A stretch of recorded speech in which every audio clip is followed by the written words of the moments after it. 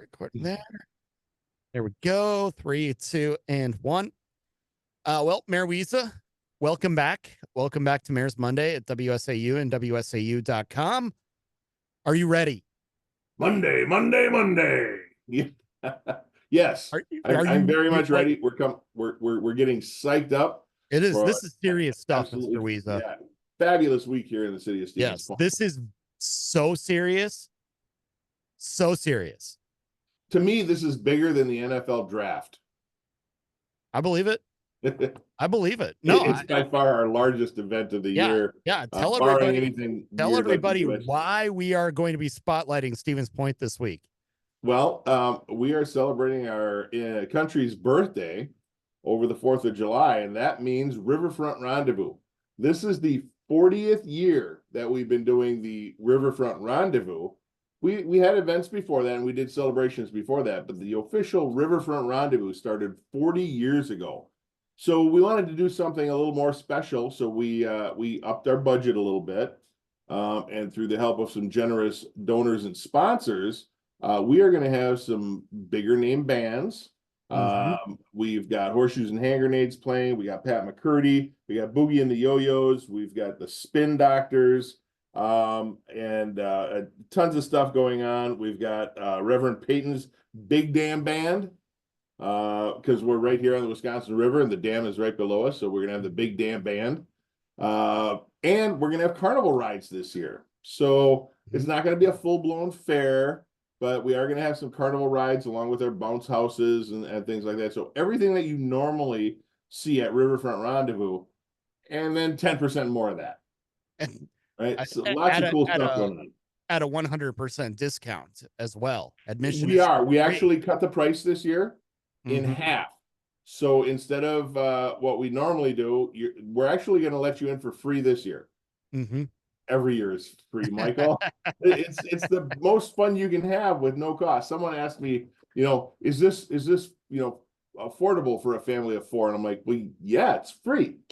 But there's drinks and food, and of course, because it's free, we ask that people don't bring in outside food and drink, and that you support the vendors there. So depending on how much you eat, like me, I try and hit all the vendors over the course of the 3 days. It's gotten way beyond that. I can't do that at all. But the food vendors, the drink vendors, they're nonprofits generally. The tents are all nonprofit food sales, so they're raising money for their individual nonprofits, whether it's youth baseball or the figure skating teams. They're all doing it to raise money for themselves. So we would appreciate if you, because it's a free event, if you would support those local vendors and not bring in any outside food or drink. That being said, we also have the most number of food trucks that we've ever had. And those, of course, are for profit, but we've expanded it to our current maximum. So the food options, we even have an Afghan food option this year from some of our refugee families that have moved into the area. So it's really quite spectacular and well worth the price of admission. Now, you just got my attention right there. I have been told that the spice palette there is on another level. So now it can be. Yeah. Now that, I know that I am actually going to be at Riverfront Rendezvous representing WSAU on Saturday. Okay. Now I've got to make sure I've got cash on me when I go there to make sure that that we get a little sample of that. And are you working on the main stage? I believe so. Okay, well that's great. I'll be there, and I'm going to treat you, if it's allowed. I'm going to treat you to some Afghan food. All right. Well, and then afterwards we're going to go get a snow cone. We'll shake on that. Yes. And some Pepto-Bismol. I wonder if they make Pepto-Bismol flavored snow cones, because that might work. There we go. We just invented a Riverfront Rendezvous original here on Mayor's Monday. Yes. Because we'll do it live. Yeah, why not? Well, yeah. Your Facebook following is massive. I think we can go viral with this. That would be funny. So for those of you who are unsure or maybe forgot all of the things that I mentioned so far, you can go to riverfrontrendezvous.com. If you can't spell rendezvous like me, you can go to stevenspoint.com and search for Riverfront. It'll give you a whole list of everything that's going on, from the Carp Classic, which starts bright and early on Thursday morning. That's a Riverfront tradition. all the way till the fireworks show at dusk on Saturday night, choreographed to our very own radio station. But I'm not going to compete with you, so I'm not even going to mention the name. Mm-hmm. Thank you. Boss always appreciates that. Yeah. So, what is it though about this event that that brings people out? I mean, I know this is kind of like the big Stevens Point community event, but I guess the question would be: has this grown over 40 years into something even bigger than maybe they would have originally intended it to be? And now all of a sudden, hey, this is the reason you come back to Stevens Point if you're not a trivia player. Yeah, well, I remember going here when I was much younger, going to Riverfront Rendezvous, and it was kind of the thing, the celebration. Plover has Celebrate Plover later in July. Wausau, you guys have something going on a lot, but you got the big fair in Marathon Park. That's a huge draw. Rosholt has the fair, Amherst has a fair, and Stevens Point, that is Riverfront Rendezvous. Now, I think it's grown over the years, and at least the last couple of years, I think more people attend because they know that I'm there, so they can complain to me in person, or Right. sometimes thank me in person, or maybe raise a concern. I'm kidding, of course. No, the staff has done just wonders, right? It's a community event, and literally everybody gets involved. I mean, we have our Parks and Rec department, who it's all hands on deck, right? Director Kramer last week at staff was joking that he needed to take the week off. But honestly, everything runs so smoothly generally. Yeah. Knock on wood. That he probably could, right? Little things come up, but everybody plays a role. And like I said, a majority of the food and beverage vendors are nonprofit groups, so they take it very seriously. They've been doing it for a lot of years. They understand how things go. Even the cleaning crews, right? As soon as the crowds clear out at night, we get volunteer groups to come in and they pick up the trash that people irresponsibly leave in the park when we have garbage cans literally everywhere. So don't do that.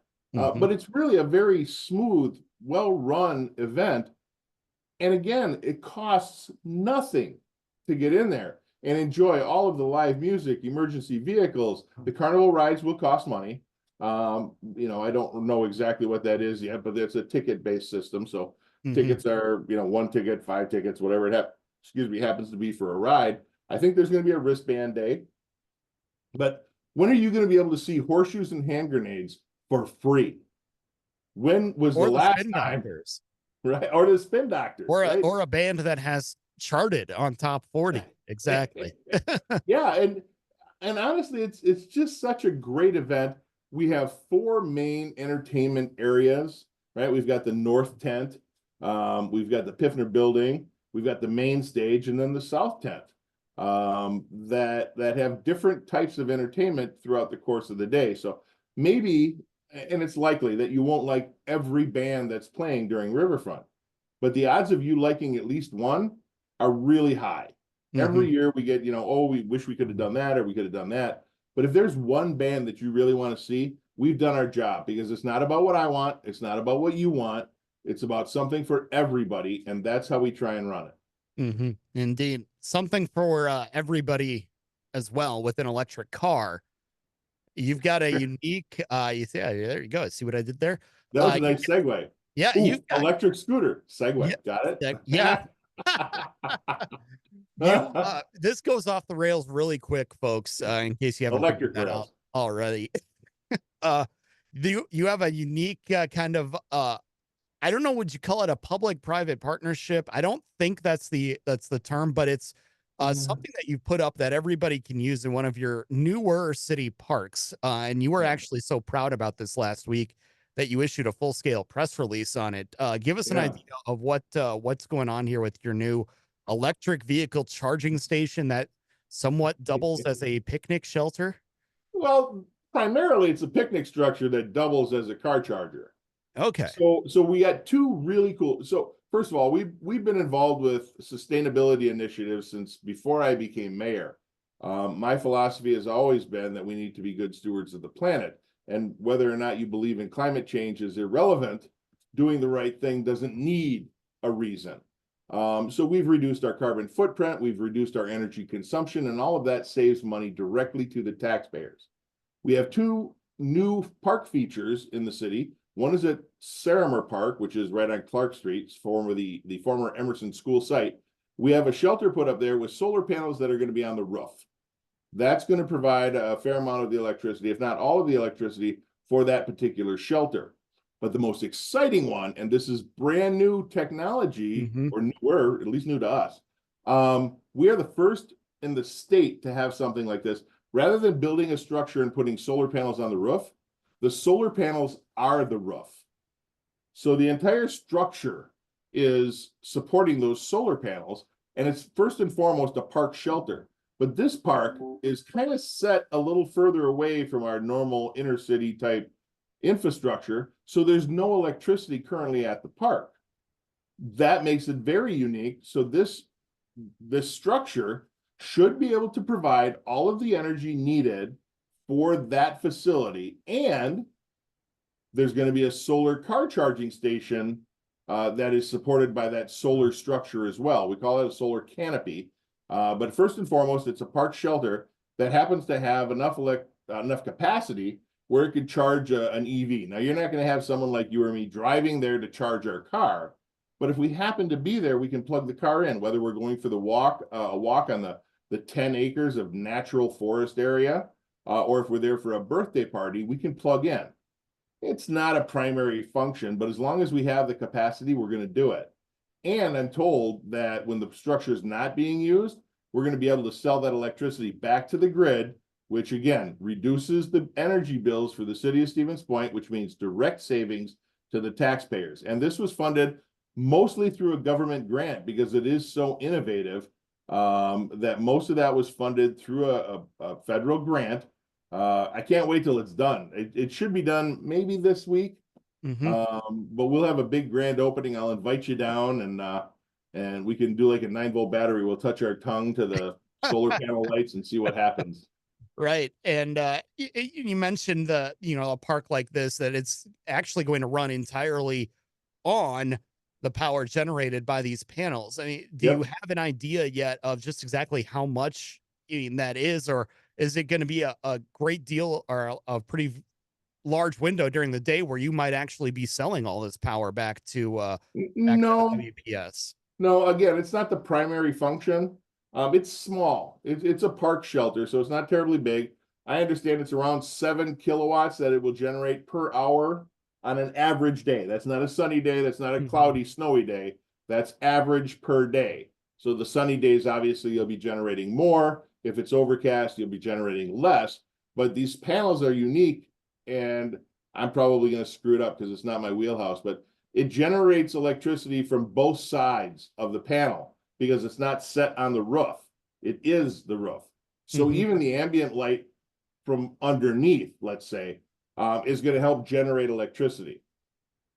So again, not the primary purpose to sell electricity back to the grid. Sure.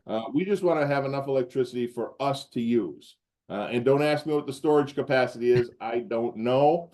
I'm sure I can find out. People much smarter than me Of course. have already calculated that in. But it's a small setup, really designed to kind of showcase what you can do, even if you don't have electricity near you. You can create something like this, and hopefully that will inspire others to look into solar. Stevens Point, and once again, the 7th year now, has participated in the solar bulk buy program, where we pre-negotiate with a solar panel installer to get you the best deal you can, and you're able to take advantage of that as a resident of any of the participating counties, and get your solar evaluation done. I think there's no cost for the evaluation, and then you know what your set rate is going to be, so it's much easier to calculate the payback of that solar installation, knowing what your set installation costs are. And again, just out of curiosity, I mean, have you, in any of these city facilities, do you actually know how many people have been using the EV charging stations at all? I mean, because I would. So I know that we've got 2 that are free for the city, and they're used almost every single day.